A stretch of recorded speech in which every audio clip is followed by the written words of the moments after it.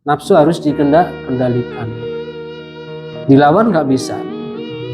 Cara mengendalikannya adalah dengan berpuasa. Sehingga orang kalau berpuasa insya Allah lebih dekat dengan Allah, lebih meyakini bahwasanya dirinya lebih hina di mata Allah, ya, kehambaannya lebih meningkat. Orang yang semakin meningkat kehambaannya, insya Allah akan mudah sabar, syukur, qanaah, ya.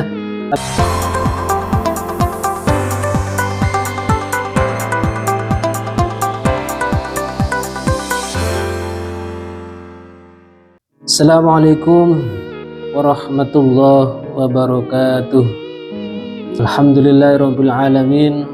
Wassalatu wassalamu ala sayyidina maulana Muhammadin wa ala alihi wa sahbihi ajma'in, amma ba'd.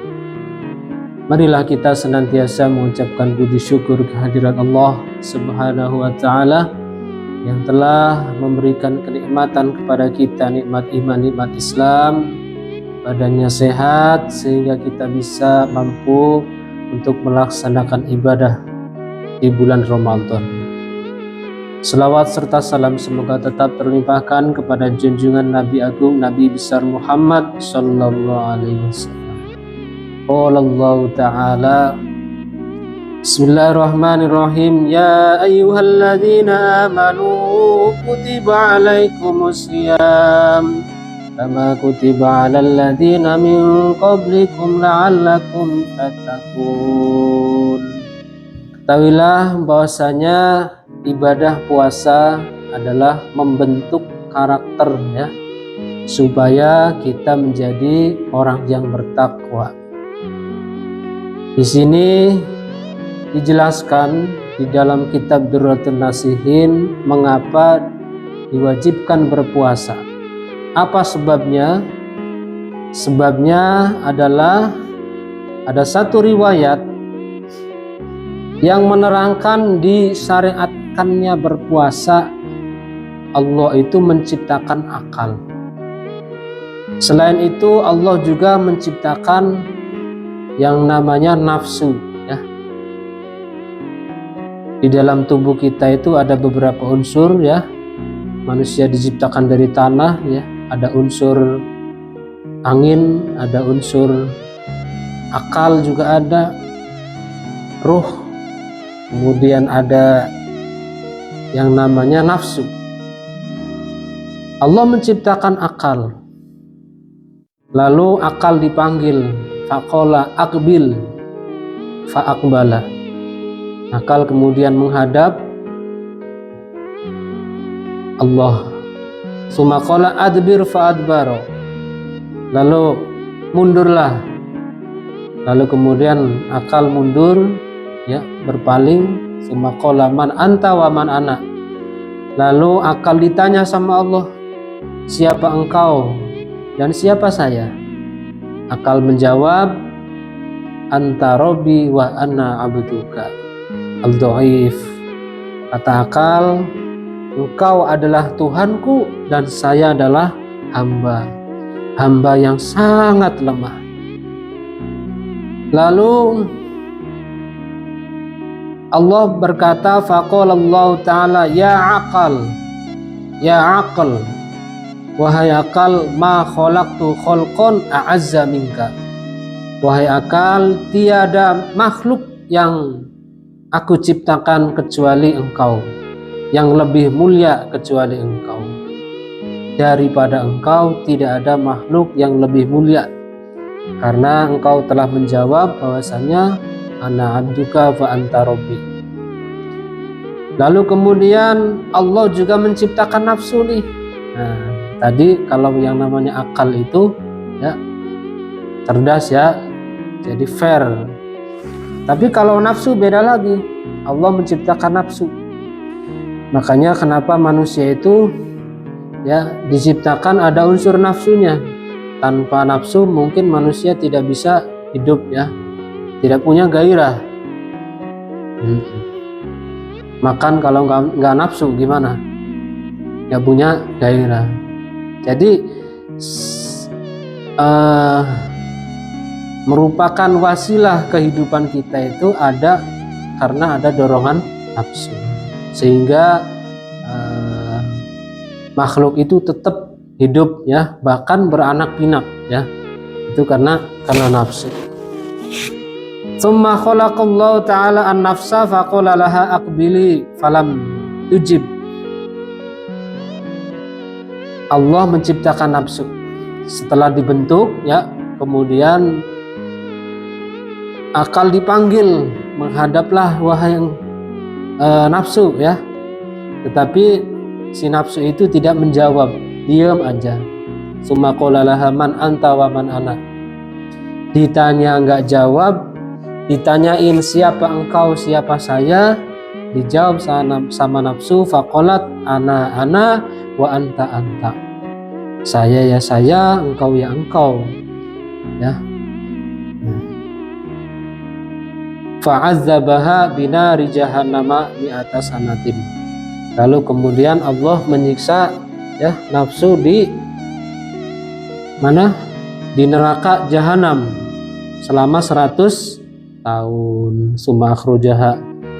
Berapa lama itu? 100 tahun tuh. Jadi nafsu dididik dulu di neraka jahanam selama 100 tahun ya, supaya bisa mengakui bahwasanya Allah itu adalah Tuhannya.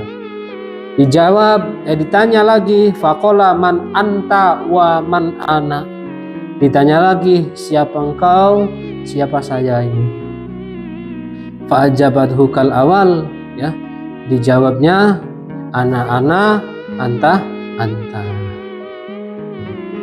Seharusnya itu dijawabnya adalah ana robbi, ana abduka fa anta robbi. Tapi ini dijawab ana, anta. Saya ya saya, kamu ya kamu.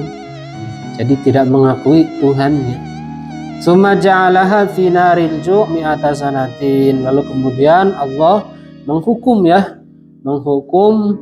nafsu ini dibakar di neraka lapar.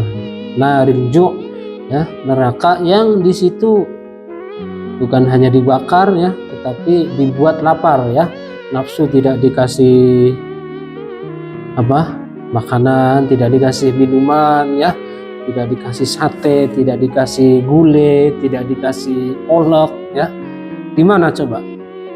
Selama 100 tahun ya. Fasa'alaha fa'aqarat bi anha lamtu wa anahu ar-rabbu. Lalu kemudian nafsu ditanya, man anta wa man ana. Lalu dijawab, ana abduka fa anta rabbi. Jadi ini menunjukkan bahwasannya mengapa kita berpuasa itu adalah dalam rangka mendidik nafsu. Jadi nafsu manusia itu tidak bisa dibinasakan, nggak bisa. Coba kalau dibinasakan, ya nggak bisa. Membinasakan nafsu, apakah lidah kita dipotong? Kan nggak bisa. Nafsu harus dikendalikan. Dilawan nggak bisa. Cara mengendalikannya adalah dengan berpuasa. Sehingga orang kalau berpuasa insya Allah lebih dekat dengan Allah, lebih meyakini bahwasanya dirinya lebih hina di mata Allah ya, kehambaannya lebih meningkat. Orang yang semakin meningkat kehambaannya insya Allah akan mudah sabar, syukur, qanaah ya. Tapi sebaliknya orang yang jauh dari Allah ya, maka dia psikologinya akan jauh dari Allah, kemudian dia akan suka sombong, kemudian kikir ya. Itu namanya jauh dari Allah. Jadi sifat kehambaannya semakin menjauh. Jadi dengan berpuasa insya Allah seseorang akan lebih takwa ya, la'allakum tattaqun. Itulah mengapa berpuasa itu diwajibkan. Artinya kita berpuasa, inilah cara Allah mendidik hambanya. Ini adalah Ramadan merupakan madrasah, ya, merupakan tempat, waktu, momen untuk mendidik kita menjadi lebih baik, menjadi hamba yang bertakwa. Fa'aujaballahu ta'ala 'alaiha as-shauma bisababi dzalik. Ya, Allah mewajibkan berpuasa sebab demikian. Ya. Jadi dengan berpuasa, apalagi yang belum menikah, berpuasalah. Ya. Ya masyarakat syabab, man istata'a minkumul ba'ata falyatazawwaj fa innahu aghaddu lil basar. Wahai pemuda, wahai pemudi, menikahlah, ya. Karena dengan menikah bisa menjaga pandangan. Fa illam yastati fa alaihi bisawm fa innahu lahu wija. Kalau tidak mampu, belum mampu, berpuasalah, karena berpuasa itu bisa menjadi wija, menjadi tameng, menjadi perisai ketakwaan. Mudah-mudahan bermanfaat, mudah-mudahan kita bisa menjalankan puasa Ramadan sehingga kita bisa memetik buah di bulan Ramadan, menjadi insan, ya, la'allakum tattaqun, insan yang bertakwa. Mudah-mudahan bermanfaat. Ihdinas siratal mustaqim wal afa minkum wallahul muwaffiq ila aqwamit thoriq. Assalamualaikum warahmatullahi wabarakatuh.